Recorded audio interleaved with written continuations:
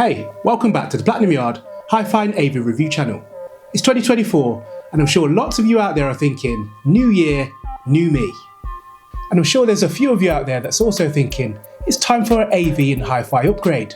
So, I made a trip up to Yorkshire AV to visit my good friend Lee, who's been working on a fantastic Perlisten setup, which consists of Atmos speakers, dual subwoofers, the whole shebang, you name it. And we've all heard the raving reviews about Perlisten. Now, Perlisten are on the expensive side and they're also made in China. Now, this review is going to be really interesting because I'm going to let you know my thoughts and whether they're actually worth it. Catch you after the intro.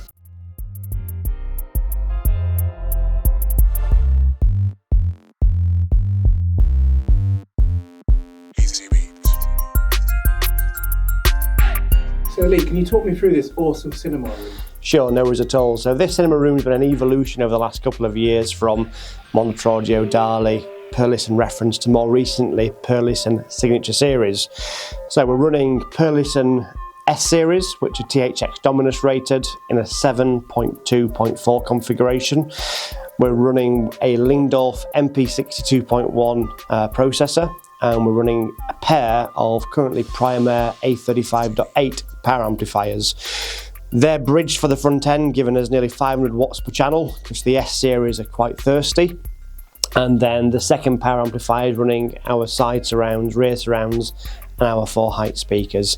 And I believe this to be perhaps the first S series cinema room in the country with the new in-ceiling S series speakers as well. So here we have the Perlisten audio. This is the S3iC, which is their largest in-ceiling speaker from the S series, which is THX Dominus rated. It's a huge 308mm cutout for this speaker. In fact, all of the Perlisten in-ceiling speakers have the same cutout, but what varies is both driver technology, driver design, and depth. So on the largest speaker, you have a mounting depth of nearly 8 inches, 7.7 inches, and it weighs a whopping 10.5 kilos, smaller or heavier than most small children. And with that, it uses a beryllium tweeter, a thin ply carbon diaphragm from the S series on the mid-range, and a TechStream enabled driver behind it for the woofer. And with that, one of the design considerations has to be, how does one mount this in a normal UK home? And that's where we've been coming up with some crafty ideas for customers with less depth in their ceilings than perhaps what they need, and obviously where there's a structural requirement where you've got large joist spacing. We've come up with some solutions for customers to get these speakers in their ceiling with no risk to obviously health and safety.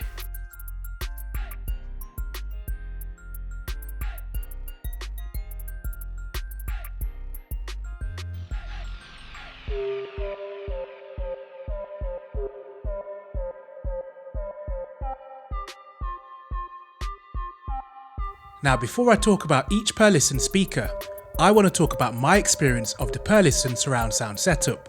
Now, the fit and finish of the Perlisten demonstration room is done to a very high standard, and the Perlisten Signature Series is the pinnacle of what they have to offer. So before I get into the review, it's worth noting that this is a high-end setup, and to experience a sound like this, it will cost you upwards of £40,000.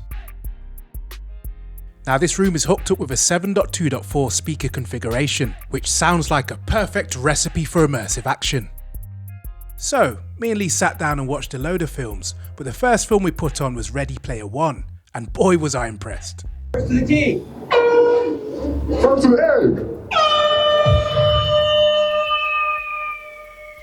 Now, with all the speakers that are in the room, including the subwoofers, I would say what impressed me most was the Atmos channels. And like you, I was surprised that I was most impressed with the Atmos channels. The surround sound, front and centre channels were also a perfect blend. The execution of the setup was spot on. The sound effects were very immersive, very lifelike, and we had the volume quite loud, but it was never fatiguing. And during quiet passages, I'm pretty sure you would even hear a needle drop on the floor because the noise floor was just so low. Now, these speakers are not powered, and therefore it's also important that I give credit to Primair because they've built a fantastic multi-channel amplifier.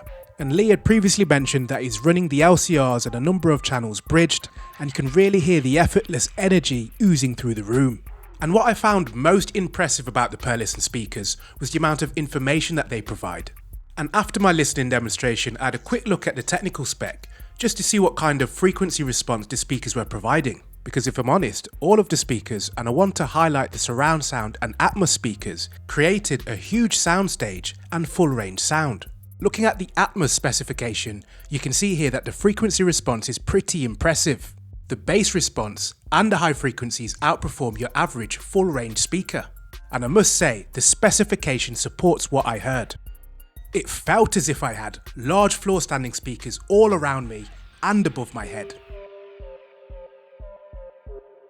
Now what I also find interesting is that Perlisten spent the time and money to engineer a product to this level of quality and depth. And what I'm talking about is the Atmos speakers. Now what you usually find with Atmos speakers is that the construction is quite simple because the task is quite basic. You know, on occasion, play a few overhead sound effects. And the sound effects are usually 100Hz and above. And bear in mind, anything over 80Hz is directional. So if you're sat beneath the speaker, it's not likely that your ears are going to get the best feedback from the sound. So if you imagine the sound waves are hitting the top of your head and shoulders and maybe your earlobe, that kind of thing. And for all of those reasons, tweeters are usually positioned on the higher end of your front speakers. But Perlisten went above and beyond to create an experience that I've never heard before. Now the designer and architect really went to work and positioned the tweeter and mid-range within the Atmos construction that better delivers sound to your ears. And as a result, the spatial image is incredibly lifelike. And I've watched Ready Player One a number of times, and during the race scene where the cars crash into each other, the Perlistens produced so many fragments of glass and metal within the soundtrack that I can't remember hearing before.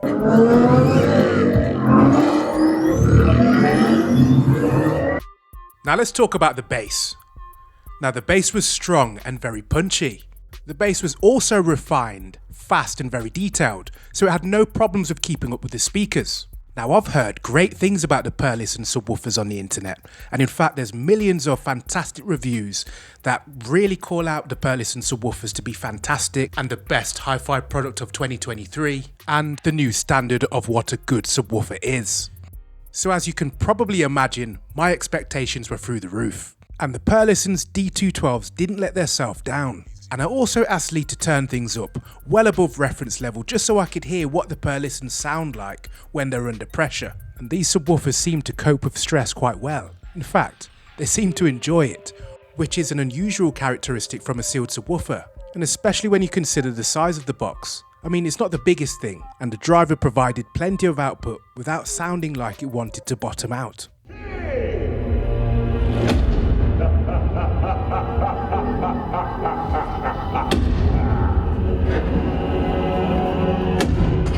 So, it seems to be a very capable subwoofer, so next I wanted to see how it performs with music. So I listened to a couple of my bass-heavy instrumentals, as well as some classics from Lee's library. Now the subwoofer was a great performer, but there are some pros and cons that I want to talk about. So let's start off with talking about the good things. The subwoofer provides plenty of output, and it can really hit those low notes without bottoming out or sounding like it's under any stress. And the frequency response documented on their official website supports what I heard, and 16Hz for a sealed subwoofer is very impressive. The subwoofer also provided bass that was thick and weighty, which is sometimes hard to achieve with a 12-inch sealed sub. I also found that the subwoofer hit each bass note as it should. The note-to-note distinction was spot on. I also found that the characteristic of being a sealed subwoofer didn't really play a major factor with my listening experience. So listening to bass-heavy hip-hop tunes with the low-end rumble sometimes sounds better to me with a bass reflex design or a ported subwoofer. But the D212s just provided solid bass that was happy with any genre. Now, as good as the subwoofer is, I need to talk about the cons. And the first thing I want to talk about is the price. Now at £7,000, this subwoofer competes in a league with other extraordinary subwoofers. Now, it just so happens that on this day and in the next room, I also auditioned REL's number 31 subwoofer. Now I'm going to do a full review on the REL 31 subwoofer, but in my opinion, the REL 31 for music is the best in class. And it also revealed a number of feelings that I didn't get from the Perlistens. So, whilst the Perlistens produced each bass note confidently, the bass would sound a little bit artificial and not natural, and the bass will sometimes sound a little bit flat or as if it's been EQ'd or controlled. Now I suspect this could be the DSP that's built into the subwoofer. I also found that the RELs handled room nodes a little bit better than the Perlistens. Now this could simply be the room, so I don't want to labour this point too much. I also noted that occasionally when playing the higher bass notes, the Perlistens would stand out a little bit in comparison to the RELs. The RELs would fade into the background, providing bass inconspicuously.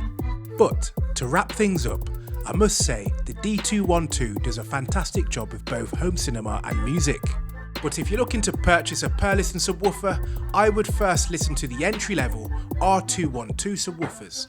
I think they possibly present better value for money, the fit and finish looks the same, the amplifier is slightly less powerful, but unless you're powering a very large room or like listening to music at extreme volume levels, I would say the R series is probably the better option. Okay, now first of all I want to thank you all for watching. And I want to let you know what we've got in store for 2024. So 2023 was probably the first year when I really started to get into my Hifi and AV reviews. 2024 I'm planning to get a brand new camera, get things a lot clearer and sharper so we can see the equipment better.